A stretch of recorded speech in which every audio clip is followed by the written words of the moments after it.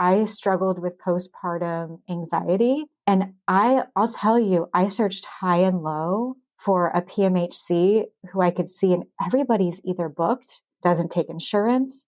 There are so many barriers that I saw. So I said, hey, this is a gap here in a very high need demographic. It's under-resourced, it's under-supported. So I am dedicated solely to supporting perinatal and reproductive mental health for moms. That is all that I do. Ever feel like you suck at this job? Motherhood, I mean. Have too much anxiety and not enough patience? Too much yelling, not enough play? There's no manual, no village, no guarantees. The stakes are high. We want so badly to get it right. But this is survival mode. We're just trying to make it to bedtime. So if you're full of mom guilt, your temper scares you, you feel like you're screwing everything up, and you're afraid to admit any of those things out loud, this podcast is for you. This is Failing Motherhood. I'm Danielle Bettman, and each week we'll chat with a mom ready to be real, sharing her insecurities, her fears, her failures, and her wins. We do not have it all figured out. That's not the goal. The goal is to remind you, you are the mom your kids need. They need what you have, you are good enough, and you're not alone. I hope you pop in earbuds, somehow sneak away, and get ready to hear some hope from the trenches. You belong here, friend. We're so glad you're here. Hey, it's Danielle. Motherhood is super hard for everyone, so how do you know when what you're experiencing is not what everyone else is experiencing in their head? Today's guest, Becky Gleed, is a busy working mom of 2 girls, a licensed marriage and family therapist, and a certified perinatal mental health professional. She owns and operates a private mental health practice right outside of Washington, D.C., specializing in perinatal mood and anxiety disorders. Her subspecialties include ambitious women, first-time parents, and infertility. She's written 4 books: Employed Motherhood, How to Healthfully Transition to Motherhood, a Thankful for Motherhood Gratitude Journal, and Momnesia, a practical journal. In today's episode, we talk about how the egregious policies and lack of support she witnessed while working in emergency psychiatric care for parents informed the work she does now. We covered the breadth of mental health and mood disorders that postpartum parents experience and why it's critical to seek support sooner than later. The big topic we zero in on is, in a world that equates busyness with success, how do we differentiate when productivity is a mental health concern? Becky shares key indicators, next steps, and power thoughts for moms struggling with high-functioning anxiety, and insight on when and why to get support. Key take-home messages from this episode include that rest is productive, you are not your symptoms, and a good enough mom is a good mom. So let's dive in.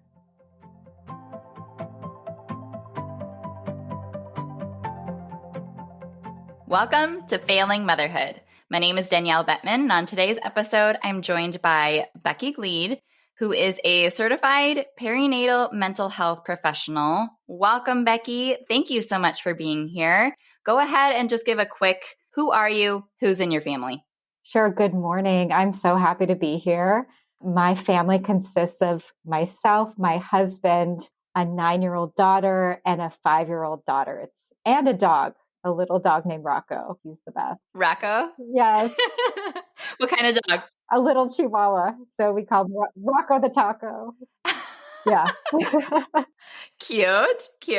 Okay. And before we dive in, I always have to pre-qualify for my listeners. Have you ever felt like you were failing motherhood? Every day. This comes up every day. You know, last night I was sitting on the couch trying to rein in my daughter for her violin practice, and she hops on her Segway with the violin, and I'm thinking, she is in her element. How in the world do I rein this child in? But we did it somehow. It was less than what we were supposed to do, but it was good enough, which is my motto all the way. Good enough. Good enough. Yes. The struggle is real with practicing instruments at home. That is my day-to-day as well. So I don't think we ever get to the limit of what we're supposed to do either, but absolutely. Full plates. Multitasking And playing an instrument while on a Segway, I mean, that's talent right there. It is talent. Yes, it really is. I don't know how she does it. You can't stop the talent. I mean, This is true. This is true. Segue and all. yes, yes. Okay, so there's a whole lot of your story I want to dive into first, and then we're kind of going to narrow in on your work with moms and, the goal that we have to share with listeners today. So just back up a little bit and talk me through, before you became a mom, some of your career journey. How did you end up doing what you're doing today? Yeah, great question. So I'm actually trained as a marriage and family therapist. I'm licensed since 2010. So I've been, practicing since about 2007, fully licensed in 2010. And I practice here in Northern Virginia, which is just outside of Washington, D.C. I serve moms in Virginia, New Mexico, and Hawaii. I'm hoping to expand to Georgia and Arizona. So moms in those areas, get ready. But before I had my daughter, I had her in 2013. I had done a few different clinical, practices. I worked with youth and families. I did some emergency psychiatric care where I also was pretty taken back by the lack of care for new moms who I saw in the emergency setting. I also did some private practice. It really wasn't until about 2012 during my pregnancy where it was shocking how few PMHCs there were, and that's a certified perinatal mental health professional throughout the United States. In New Mexico at the time, I was the only PMHC in the state, if that can help give kind of a flavor of the real need. Wow. And then good luck in emergency psychiatric care of having a doctor with any type of training who can actually treat a mom with postpartum depression or psychosis, let alone even allow a breast pump on the unit. Really? Believe it or not, yeah, it's egregious. So that's some of my background. Yeah, take us through a little bit more of that journey in the, emergency setting. I know you said you had, some compelling experiences that, started to inform your why from that point on.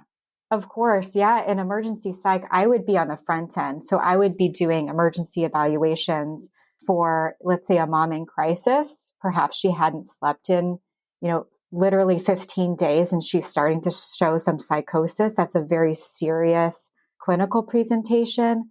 And oftentimes it results in emergency hospitalization.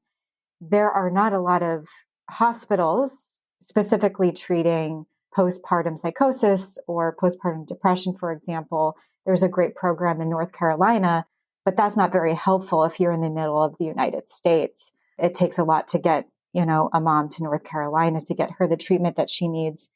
And so there were certain cases where even if I could find a hospital, I would have that one-on-one conversation with the admitting doctor saying, what's your experience? Do you have any training treating severe postpartum depression? And 9 out of 10 times, the answer was an honest no. And then part of the role that I would play is really advocating for this mom is, how do we safely get her there without police escorting? How do we advocate for a breast pump on the unit? Or oftentimes children are not allowed as visitors. Can the baby be an exception, right? Can the mom and the baby have some type of contact during, let's say, a 7-day hospitalization? So it was equally difficult to navigate these systems, but also heartbreaking for me as, transference obviously came up as a clinician, because as a mom myself, I'm thinking, oh my gosh, what if I was on the other side of this? Mm-hmm. And then on more of a personal note, I struggled with postpartum anxiety. And I'll tell you, I searched high and low for a PMHC who I could see, and everybody's either booked, doesn't take insurance. There are so many barriers that I saw. So I said, hey, this is a gap here in a very high need demographic. It's under-resourced, it's under-supported. So I am dedicated solely to supporting perinatal and reproductive mental health for moms. That is all that I do. Which clearly sounds very needed at this point. Has there been a lot of development, since you started this work, or is it still very much under the need? Yeah, I think we really, as moms, we're doing a really good job of finding our voices and using our voices, whether it be on social media or just, the grassroots mom to mom at the grocery store. But one really tangible needle that's moving is through Postpartum Support International, PSI. Their website is postpartum.net. And they've gotten really incredible funding, both nationally and internationally. They have an emergency line for moms. They have a mentor program. They have peer support. There's also a wonderful referral network for psychiatry and PMHC. So you can just go on their website and search for a PMHC in your area. I'm on the directory, obviously, but that's a wonderful resource. And I'm hopeful that it's going to keep growing.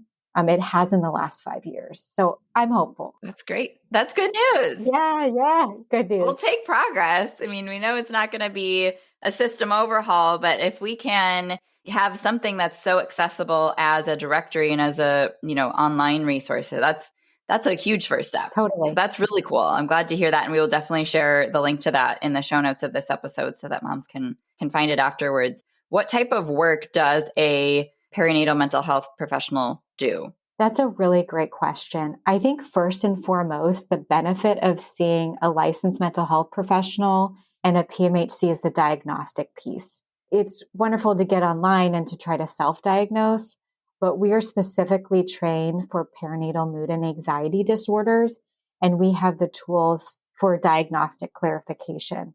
So we have evidence-based assessments. We know what to look for. We can do risk assessments.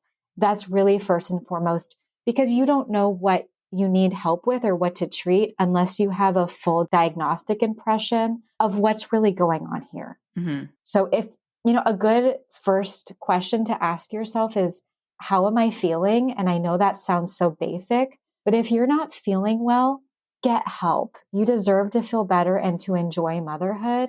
This is hard enough. You can have support and feel better while doing it. Yeah. And I'm sure that it's very common for moms to kind of write off their experience because everyone's tired. It's hard. We, knew that either going in or, have had that normalized. And so, nothing I'm experiencing is unique. I just have to power through. What would you want all listeners to know are some of the indicators or, symptoms that they really would benefit from more support? Absolutely. That's a great question. I'll start with a statistic, which is 10% of postpartum moms will experience anxiety. It's higher for postpartum depression, which is about 15%. And then also, if you've had any birth trauma, that's lingers around 9%.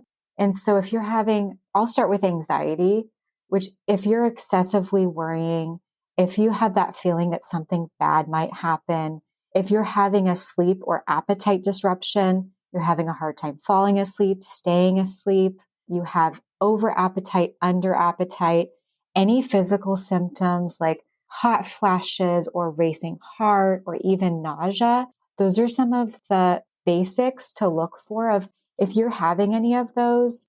Add on with the PTSD is maybe flashbacks from a birth trauma. Those are indications that it's time to pick up the phone and call a professional. Or even you can start with your OB or the pediatrician. And I tell moms, when you go to your 6-week checkup at the OB, or you're going to the first, second, third pediatrician appointment, more and more providers are handing you something called the Edinburgh assessment, which is going to screen for the depression piece. I'm hoping they're also giving you something called the GAD, which assesses for anxiety. But I hear a lot of moms say, I lied, I underreported, I minimized my symptoms because I didn't want to call from CPS. I didn't want to get that extra question. I'm already stressed enough. I don't want to be interrogated. And I'm here to gently remind you that they're screening for a reason because they care and they want to help coordinate services if you need it. It's okay to answer honestly. You're not going to have CPS called. You're not going to be referred to the ED. It's okay to answer those honestly. That's really important to speak to because there's so many barriers. to getting support. But if you are limiting yourself and, kind of censoring your experience out of fear, that's only going to isolate you more and keep you, from getting help. It's going to make you stay stuck. And that's affecting not only your well-being, but the well-being of your whole family. Absolutely. Yeah. And what typically would the follow-up look like if they answered honestly on one of those screenings? Of course, it would be a referral. Say, here's our, go-to folks in the community who are the experts for perinatal mood and anxiety disorders. There's also typically a reproductive psychiatrist somewhere in your state who is specialized in reproductive medicine. PSI has a psychiatrist who can coordinate with your PCP if you don't have a reproductive psychiatrist in your area. So your OB or your pediatrician can be wonderful resources. They're there to help. Good. Thank you for clarifying that. And what are all of the disorders that you typically see? Is there kind of a short list? Yeah. So I'd say like the top 3 are postpartum anxiety, perinatal obsessive compulsive disorder, which I can speak more to, and then postpartum depression. The psychosis is rare, but it does happen. And that's an emergency acute situation. That's not something that I would treat on an outpatient basis. Okay. That's more of a temporary. Exactly. Okay. Yeah. So speak more to kind of that OCD. Of course. And so OCD is when you have severe, repeated, anxious, intrusive thoughts, and then there's a compulsion attached to it. So perhaps the anxious thought is, I'm going to drop the baby, or fear of SIDS, or a car crash. So the compulsion might be that if you're driving and you're scared of a car accident or that the baby isn't breathing in the car seat, you might pull over and check. Or you might have an oxygen monitor that's kept on the foot at all times. When it's SIDS, it may be that you can't sleep and you're constantly, is the baby's chest moving up and down? That's more of the OCD flare that it happens more than you'd think. And it can be really disruptive to daily life. Mm-hmm. Many moms, won't go up and down stairs, or, it prevents them from socializing or getting a good night's rest when sleep actually treats what we call PMADs. And so it's a risk factor if you're not sleeping that, it's this, the chicken or the egg, you need sleep to treat it, but then the disorder prevents sleep. So it's really tricky. Yeah. So what would a mom like that need? Like, how do you help? Absolutely. So I break it down into 2 pillars. What we know from the research is a combination of medication and therapy. And the type of therapy that we know is evidence-based for PMADs is cognitive behavioral therapy. And you can also pepper in some mindfulness. So cognitive behavioral, think about it this way, of like a triangle, that there's a bidirectional relationship between your thoughts, your feelings, and your actions. And so, for example, we feel the way that we think. So if we have a negative, maybe distorted thought, like, I need my house clean, otherwise people will think that I'm lazy, we would examine that thought, which results in an anxious feeling, let's say, and see if we can transform that a little bit. And so that's some of the cognitive behavioral work that I would do with a mom. And then also some other ways to transform the thinking is through affirmations, or how do you want to restore your narrative? Those are some additional CBT strategies that we'd see. And then, or even being mindful of, what are you thinking? What are you feeling? Just that awareness. What are the triggers? Is it that really loud toy that keeps going off every hour that's very bright and loud? And if you step on that Lego one more time, you might lose it.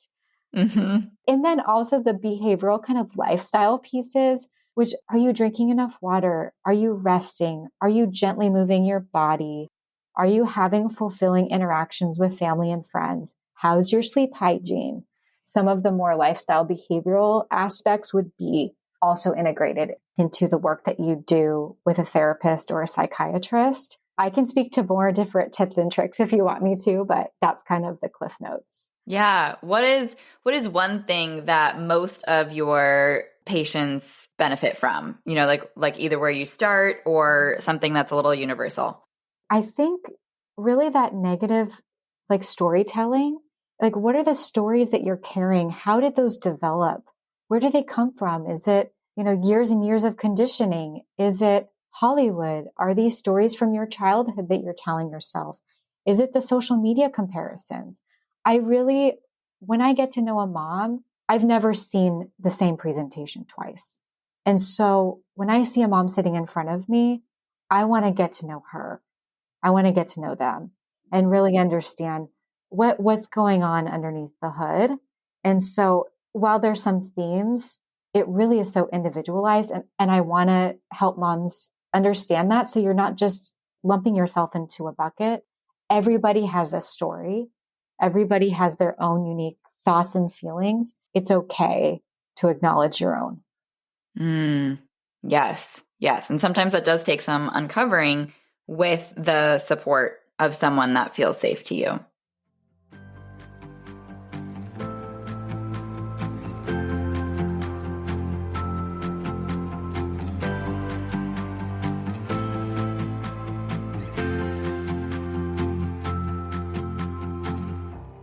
So, big emotions from little people are running the show at your house. Is that right?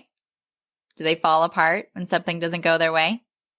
Ugh, just once. Why can't they accept the fact that the answer is no? Am I right? The struggle is real. You're not alone, and you're in the right place. When your days are filled with relentless pushback, it is so hard to feel like a good parent, especially when your in-laws aren't shy in sharing how they think your kids just need a good spanking. Every time you lose it when they lose it, you feel like a failure. The worst part is, without addressing the root of your child's behavior, you're doomed to play a fruitless game of whack-a-mole, reacting rather than preventing the next conflict. And next time, nothing's going to go differently. The good news is, when you have a handful of effective discipline tools in your pocket, you're able to step into full confidence as their parent. Parenting actually becomes a whole lot easier. I promise, you're not failing them. You just need more tools.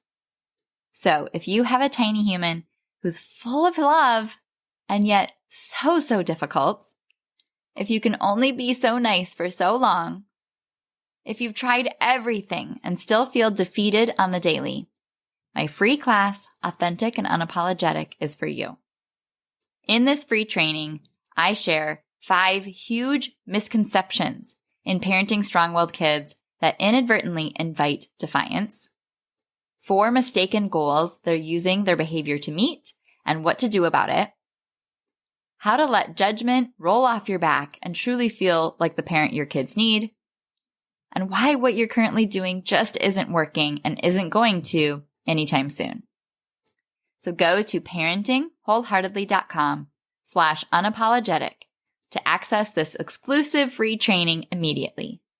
That's parentingwholeheartedly.com/unapologetic. The link will be in the show notes.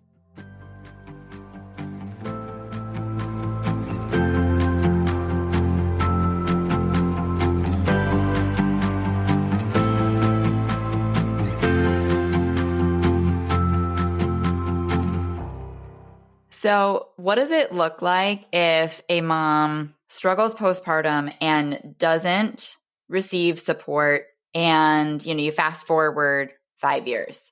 How does that stay with her? Like, how does that affect her? What does that start to look like when you're not holding a baby in your arms, but you're still, knee deep in motherhood? Sure. I mean, chronic symptoms, right? If you don't treat the symptoms, they will persist.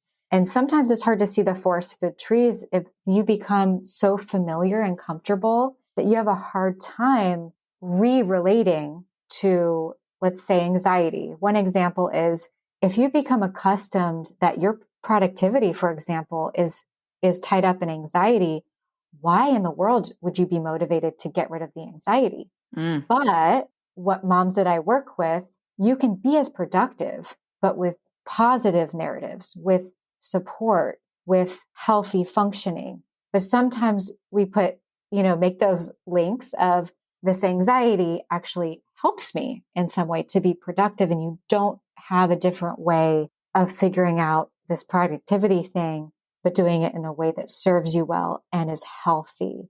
Mm-hmm. Also, some of the medical pieces that I am seeing more and more of is the chronic burnout, endocrine disorders, autoimmune issues, issues with the thyroid. If your endocrine system and your limbic system is constantly under stress with cortisol and adrenaline, you'll start to see medical symptoms along with it. And, you don't need one more thing on your plate. Like, you have so much going on as a mom.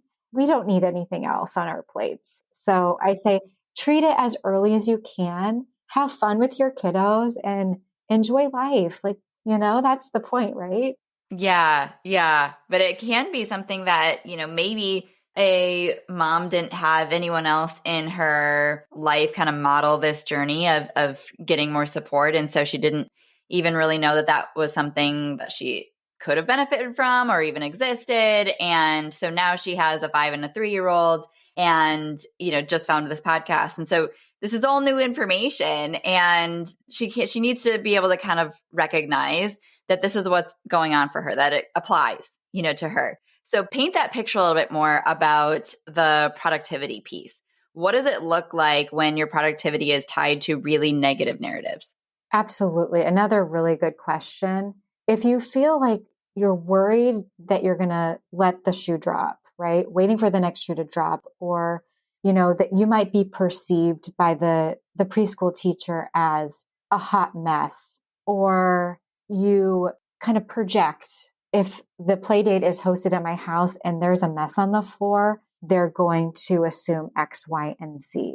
And so those become the motivations for cleaning your home, or perhaps doing those school forms at 1 a.m.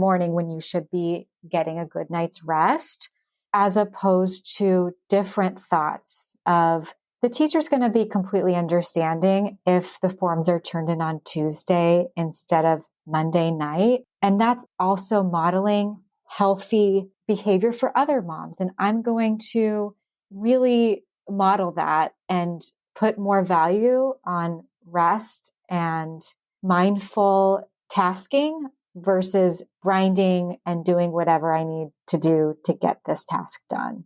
Mm-hmm. What's the driver to the behavior?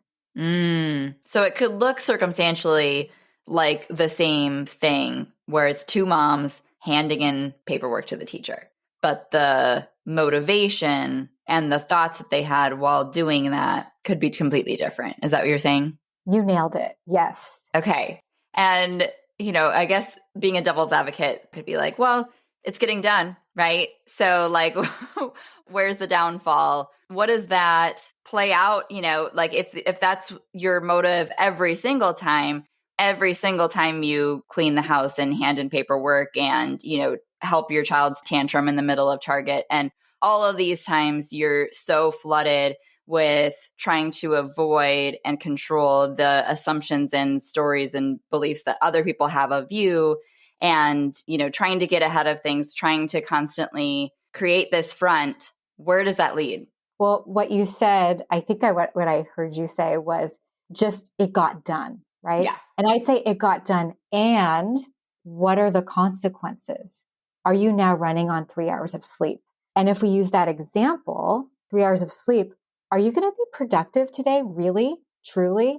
And so it's a bit backwards thinking if you say, okay, I'm going to quote unquote, get it all done till 3 o'clock in the morning and maybe get some sleep till 7 o'clock. If you're lucky, your productivity is going to be impacted the rest of the next day versus skipping those few tasks let's say it took you 2 or 3 hours. But the next day, if you have rest and you're cognitively sharp and everything in between, you may get 7 hours of productivity. And so something I tell moms is, an affirmation to keep in mind is rest is productivity. Giving your body mental, physical rest will result in more efficiency and productivity. That's so hard to believe sometimes because it feels like it's not true. It can't possibly be true. You've got to consider the long game too. It's like we live in a society of instant gratification, but you all keep perspective that, sleeping on a day-to-day also has chronic benefits. So keep that in mind too, not just the short-term perspective, but the long game. You want to be there for your 5-year-old and your infant. Yeah. Yeah. Because it really does feel like everything is right in front of our face. And if we just get this one more thing done, then I can rest. And if I just get through this week, next week will slow down. And it's never true. The list is insatiable. It really is. Yes. So what other thoughts can we hold on to? Because I love the affirmations piece that with my kids, I call them power thoughts. It's something that you can cling on to and it grounds you and it gives you perspective and energy for the future. So give us some power thoughts if this really resonates with you as a listener and productivity is your quote unquote downfall, speak some life into that.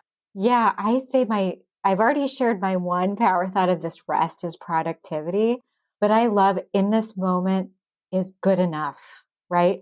Good moms have bad moments, but this good enough in this moment, what does good enough look like? I say that is powerful. Yeah. And what could that look like? Like, what are some examples of in your personal life moments you've said this is good enough? We mentioned the one with the violin on the Segway, but what are some other examples of what good enough could look like? Good enough could look like meal prep. It could look like bedtime routine. It could be that presentation at work that you gave, when you chose to prioritize running around in the backyard with the kids to regain energy instead of doing those, that last extra 10 minutes of the PowerPoint presentation, that this is good enough, right? The meal that you spent 15 minutes on, but has some fruit and veggies, that's good enough. Mm-hmm. Mm-hmm. It doesn't have to be like a 3-hour recipe that, is Pinterest perfect. And, Yes. where does this compulsion to be a perfect mom, or I have to be perfect to even be a good mom? What are some of the places that moms, come to you with that thought and that feeling? Where are they getting that? That's another really wonderful question that I think will resonate with a lot of moms. And again, it's so personal depending on, the household that you grew up in, the culture or subculture, the geographic area. Something I hear a lot of is comparison is a trap of social media. I say unfollow, mute, repeat if you need to, if you're getting sucked into the vortex of, oh my gosh, she has it all together, or if only I could, achieve this type of brand of motherhood. When you are the mom that your child needs, you can't replicate that love and that connection. Mm-hmm. And so I'd say social media, for better or for worse, the movies that we watched as little girls, seeing our own moms and what they modeled for us, or moms in our communities, and then our social circles. Like, what are you hearing? What do you want to incorporate? And what do you want to maybe distance yourself from? You don't have to replicate all of the moms in your playgroup. Yeah, you can't be it all, can't be everything to everyone. But I think if I'm trying to bring in my personal experience into this, that I've overheard commentary of, judgment on another mom that wasn't me by loved ones or even, acquaintances or even, comment sections. And I think that in our day and age, like we all then turn that light onto ourselves and say, they could have said the same thing about me, or maybe they are saying the same thing about me. Or, how do I avoid that type of criticism? How do I get ahead of that? How do I not find myself being, ridiculed in that way or judged in that way? And it seems like if I can just do everything I need to do, then, my facade will be solid and, no one will have a thing to say about me, or I'll be able to avoid that criticism in some way. Does that resonate at all with what you've heard from other moms, or what would you say to, someone in your chair that would say something like that? Yeah, it's a risk to be vulnerable. It really is. I don't know if you've experienced this, but I know I have, is when we have the bravery to, show those parts of ourselves that are perhaps a little messier or vulnerable, or, sharing something that feels scary, like that resonates. That is a universal connection with another mom. And I say, hey, why don't we challenge our own selves as well as this tribe that we're all part of to, maybe pull back a layer or two and be brave enough to show the messier parts of ourselves that aren't shiny and glamorous, but we know that we're all struggling. Why not share in that and then say, hey, what do you need? What does support look like for you? Mm. And I also think when we feel good about ourselves, the criticism abates, the judgment goes down. And so really, are you doing the work on yourself to then not be a self-critic, to not judge not only yourself, but then project that onto other people? Yes, because it's so close a correlation that that projection is real. The people that are in the comment section that are saying those hurtful things, would you also say that they are very self-critical of themselves? Oftentimes, that's just anecdotally what I see is how can you be a little bit more self-compassionate and less critical? And how do we soften that voice a little bit, that internal dialogue? And oftentimes that helps social connections and functioning in social groups, because when you're softer and kinder to yourself, that emanates to other people too. Yes.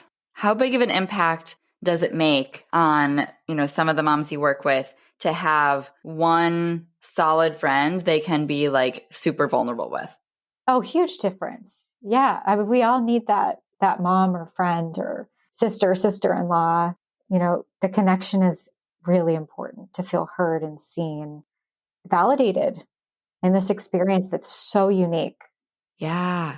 That's one of the big reasons why I run a group coaching program rather than working solo with families anymore, is because I've seen it's like a transformational power that happens when you can be in a container where you feel like you can actually say what you really mean. And people are not only not judging you, you don't have that fear of judgment, but you see the nods and there's solidarity there. And like, you just feel like I verbalized something that I haven't been able to verbalize in a long time. And I'm not alone. Oh, I can finally take that weight off my back. Absolutely. I think we can all connect with that to feel heard and seen and validated is just the best. Yeah. Yeah. What are some other like environmental changes that you recommend moms that are struggling with their mental health do? Is there anything else that's like, homework you would assign of like, well, make a friend? That could be one.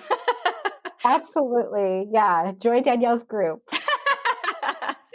I mean, visuals can be really powerful. Like if you have a quote that resonates, put it on the fridge. There's tons of apps that can be helpful. PSI, I think I mentioned already, has wonderful peer programs. Some of the more granular exercises might be anything from, postpartum yoga or a visualization exercise, which is you close your eyes and imagine what type of energy do I want to bring to the family today? Or what's a safe place that can ground me when I'm feeling particularly stressed or anxious? Grounding techniques, like a simple sensory exercise of what am I smelling? What am I seeing? What am I hearing? A body scan, like head to toe, check in with every body part. Breathing, breathe in for 4 seconds, hold for 4 seconds, out for, you get what I'm saying. I love box breathing. Yes. Yes. So those are some different strategies that are in kind of the basic toolbox. Okay. And what would you recommend for knowing where that tipping point is? Like, when is it change from, I got this, I'm working on it, by myself, to a point where it's like, you would really benefit from seeing someone right now? So the basics are, again, the negative excessive worry. 2 hallmark symptoms to watch for is sleep. If you can't sleep, if you can't stay asleep, and an appetite disruption. And then always, and I'll say a trigger warning before I say this, but if you have thoughts of hurting yourself, hurting your baby, those are, emergency signs. Go get immediate help. And also, if other people are gently giving you feedback of, hey, you don't seem like yourself, or I've noticed that, you've gone a couple days without sleeping, what do you think about that? So if your loved ones are pointing it out, that can also be helpful because it can be hard to see it when you're in it. Mm-hmm. I think a lot of times we almost have the capacity to address it when we're coming down from it, rather than going into it. Totally. And so you do need to rely kind of on those people who know you best to be able to say like, hey, something's off. You're not yourself. And try not to take that personally, because it really is much more of a representation of the capacity you have, not the person you are. They're not trying to attack you. I love that. Yes. As, who you are in your identity, that you are being a bad parent or you are making bad choices. It's much more representative of you are doing the best you can with the sleep you have and the thoughts you have, and with support in being able to get more sleep or being able to take care of your body, being able to address some of those thoughts, you will be able to do so much better and feel so much better. And we love you and we want you to find that path.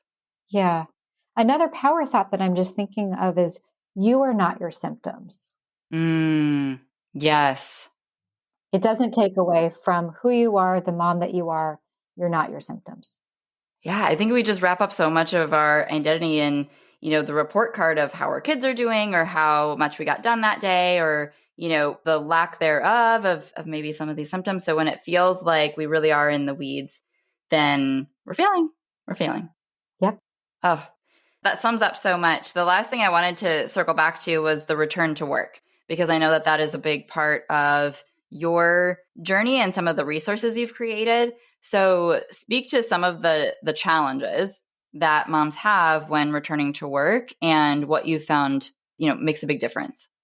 Oh, we could have a whole podcast on this one. Totally.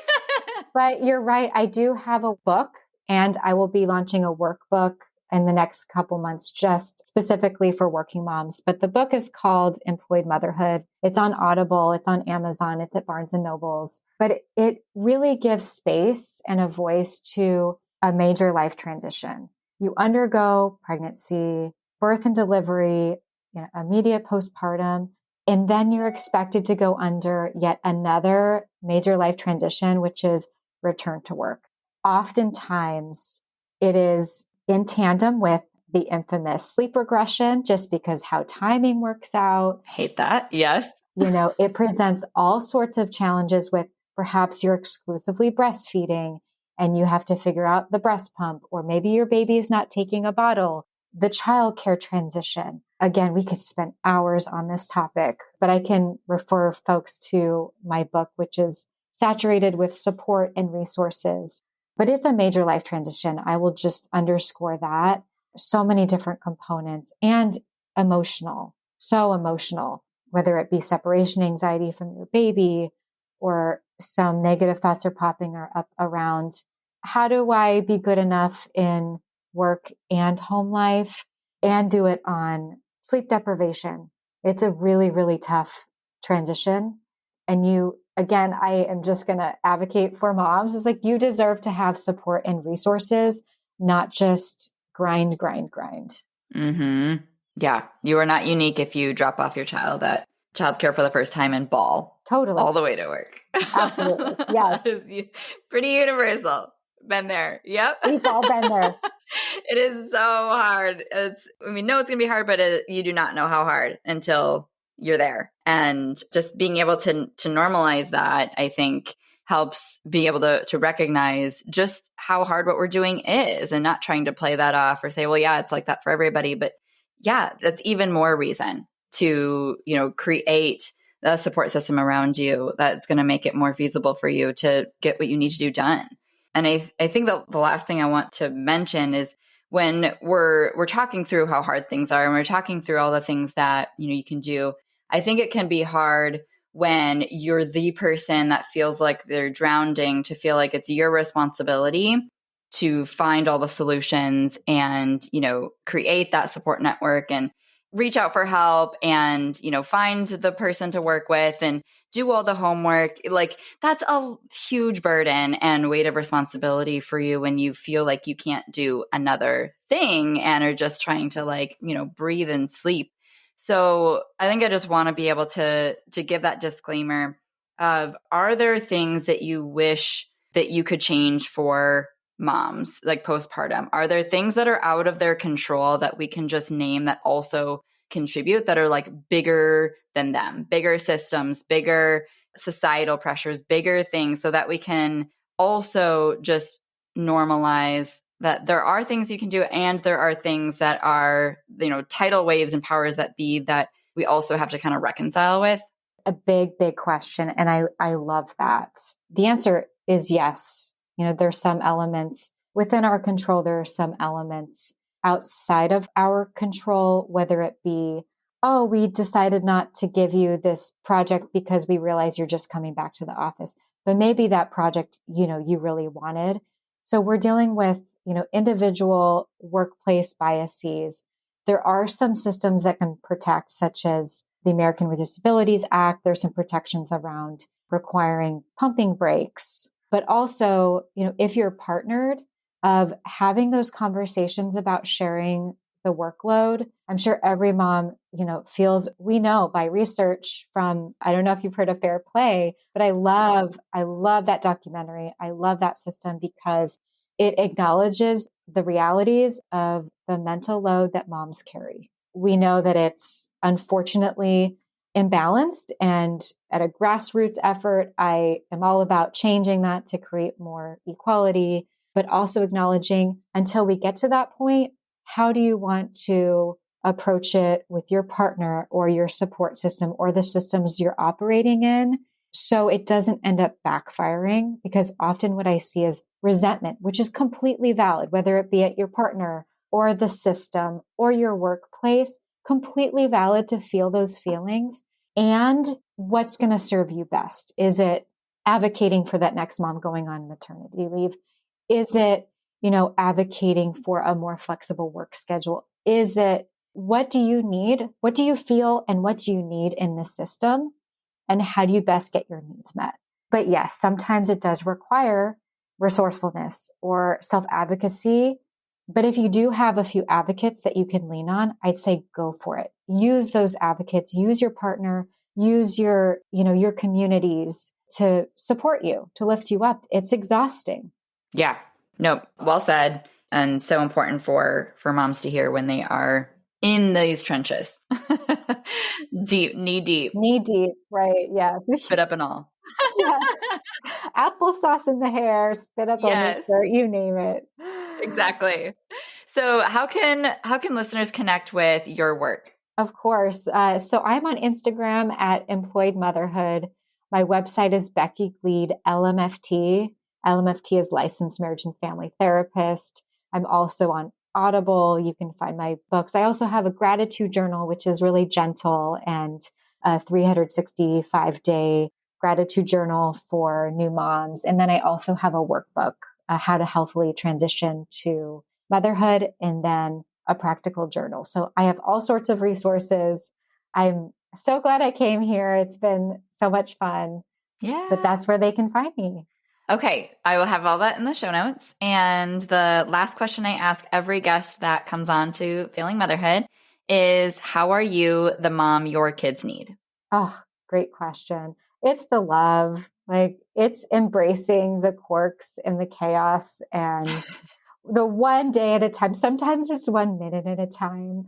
But I can tell you, it's like the love I have for my kids is just, you can't replicate that. Yes. So I'll end with that. No, that's exactly true. And they're lucky to have you, and everything that you've done to, continue to prioritize your well-being, and they are benefited from as well. So thanks again for all your time today, for your expertise, and for joining us on Failing Motherhood. We really appreciate you. Yeah, had so much fun. Thanks.